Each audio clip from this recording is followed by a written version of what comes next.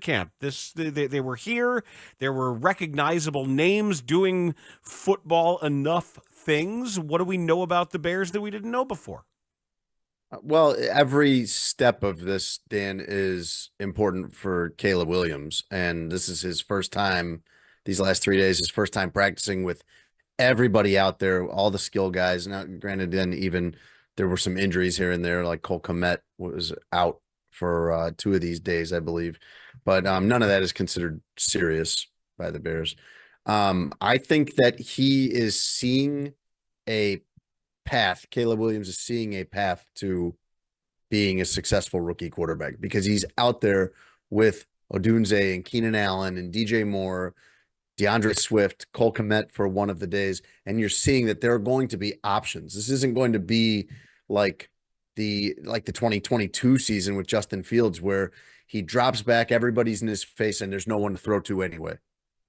I think that's a valid point. I asked this to Mark Grody, and I'll ask this to you. This is pretty much just your opinion, but should we be concerned about Braxton Jones given the injury he had that he suffered earlier last season?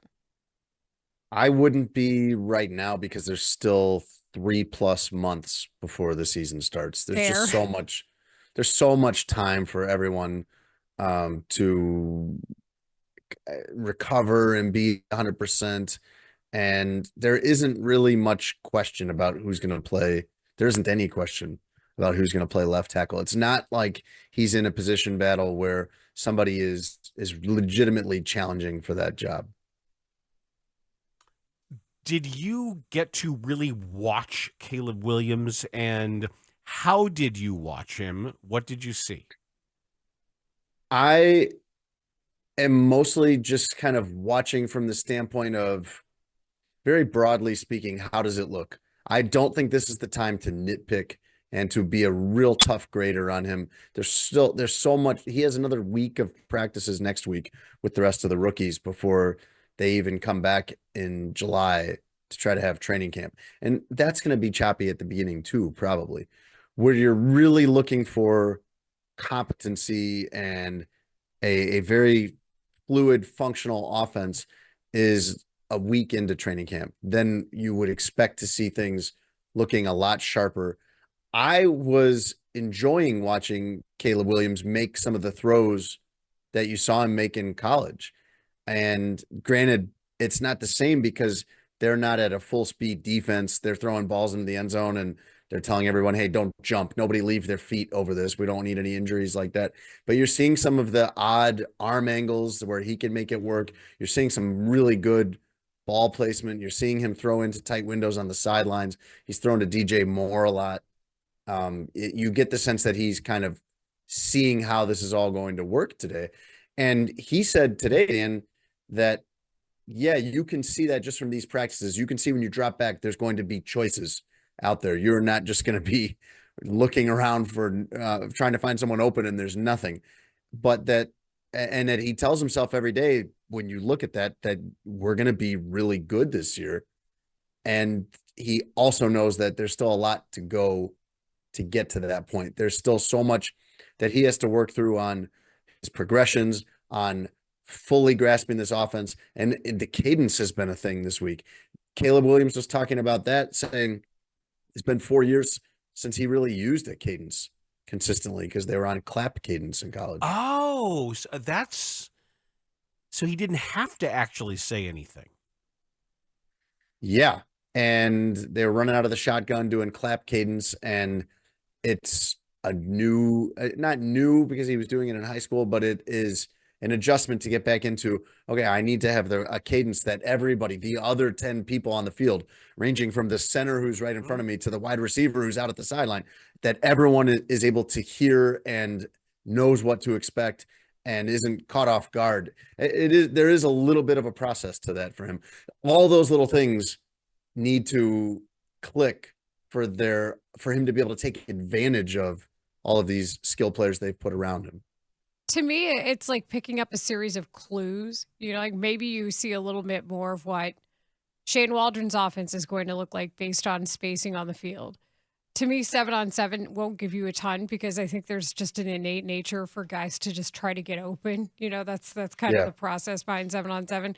Maybe you're testing vertical leaps versus somebody else, but other than that, it's kind of hard to gauge. But when it comes to at least 11-on-11, you can try to see a little bit about spacing. You can try to see a little bit about cadence, like we discussed.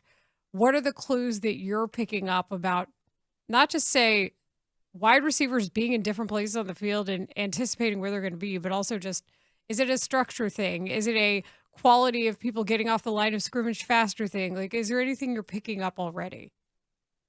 I think you just have guys that can get open. Right. I think you have so many guys that can and do it different ways. When you have Keenan Allen can play inside or outside, depending on what personnel they have out there. You've seen DJ Moore do a bunch of different things.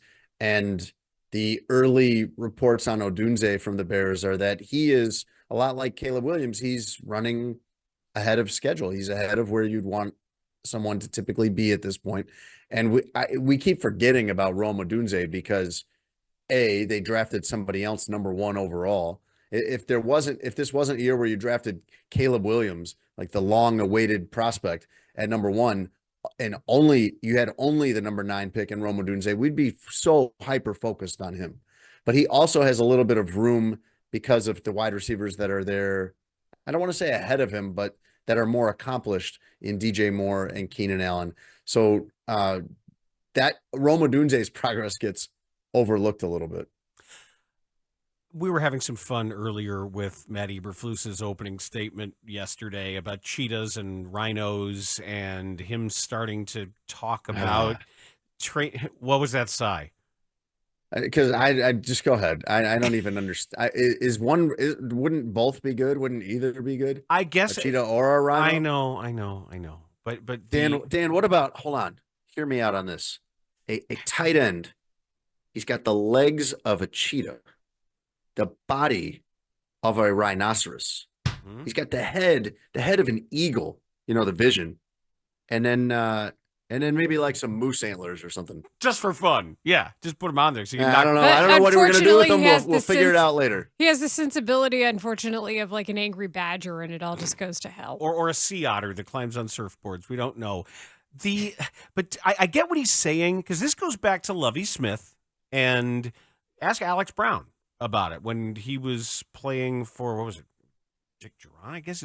Happy belated, Alex Brown. He was at like 275, and then Lovey's like, no, you're 240 because you're a speed guy. And when he started talking about flexibility and speed, how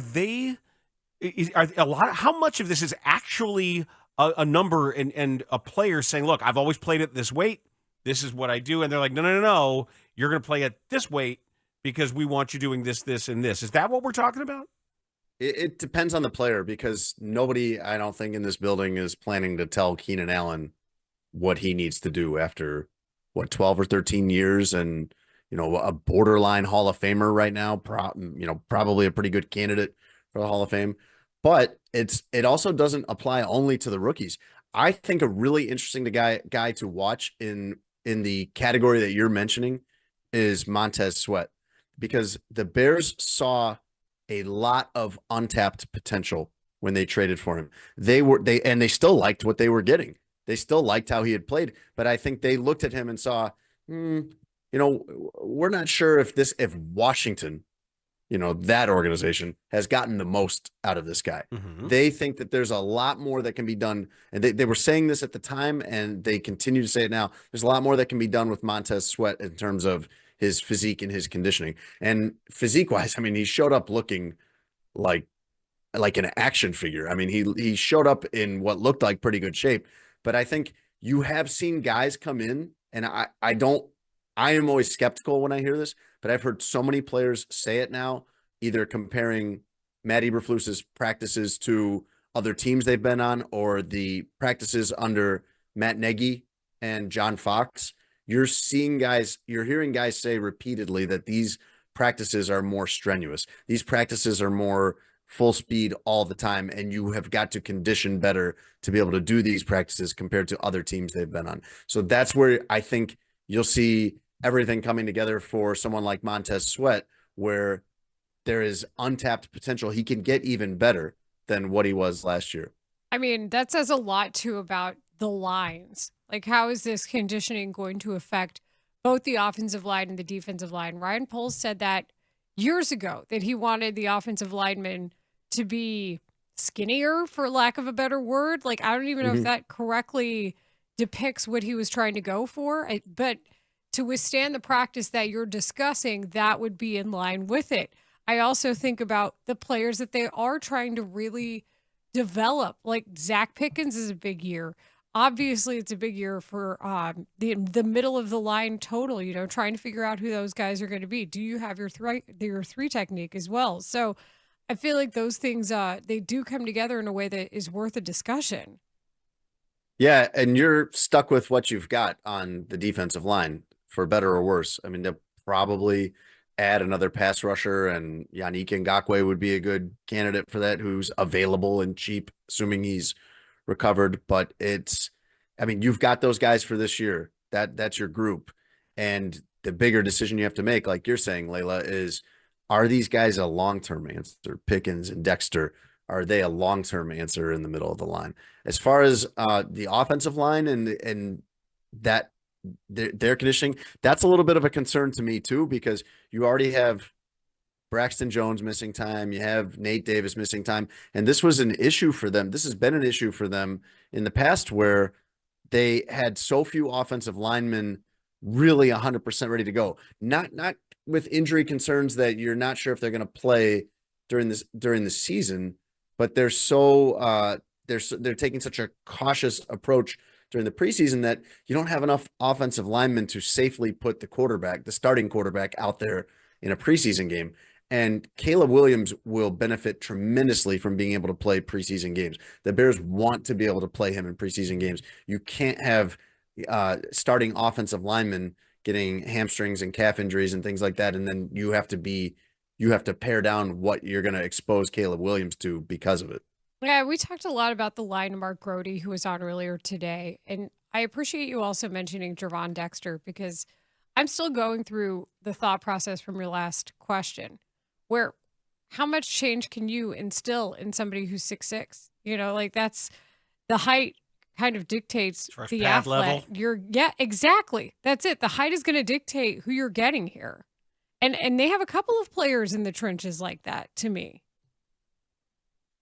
It's a key area for them to figure out too, because the Bears are talking about themselves as a top 5 defense this year. And we would all look and say they're pretty good. Top 5 is a lofty goal, but I think once they got Montez Sweat, they were a top 10 defense the back half of last season. But it's easy to say that, but like, turnovers to me dictate the true strength of a defense. You know, like that's how the 49ers advanced to the Super Bowl. And it all starts with pass rush. I just can't think of elite defenses that I've seen that didn't have a great pass rush, a great defensive line. Think back to the last time the Bears were a really great defense. They had Mack. They had Leonard Floyd, which is a solid number 2 pass rusher. They had Hicks, who's basically a pass rusher up the middle for them. I mean, they had a great pass rush. It's going to undercut the progress they've made in the second and third level of their defense if they don't get a good pass rush. Yeah, so you can try to reinvent Montez Sweat to me, or fine-tune him, but you better not do too much, because that is your one known right now when it comes to having pressure up front that makes the entire thing go. I think it's mostly an endurance thing with him. They want him to be able to play more. I don't think there's a ton they want to change about his makeup. I also wonder if you can't sub him in a little 3 technique. You don't have enough guys. You don't have enough talent to get that creative, I don't think. Okay. You need him in that spot. Who takes his spot? I think you've got to keep him on the outside.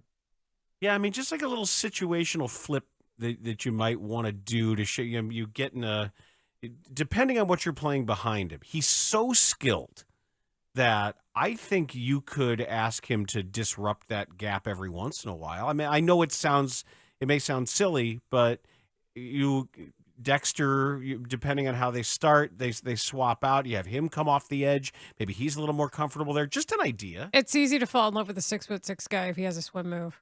Real easy. Just an idea. He's got the body of a grizzly bear. Stop. Oh yeah, the Twitch chat has been going off. I just saw the phrase "buoyancy of a manatee." Like they're having their own show. It's amazing, right?